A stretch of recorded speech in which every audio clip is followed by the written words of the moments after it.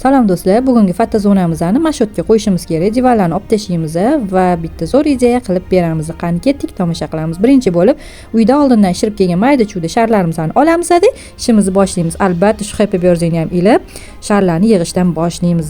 Ko'rvasizlar, sharlarni joy-joyiga qo'yib, buni ustidan neobычный gullarimizni qo'yib, ishimizni ko'rib baho berasizlar va sizlarga yoqadigan bo'lsa, shunaqa farminali zakazga chiqaverasizlar.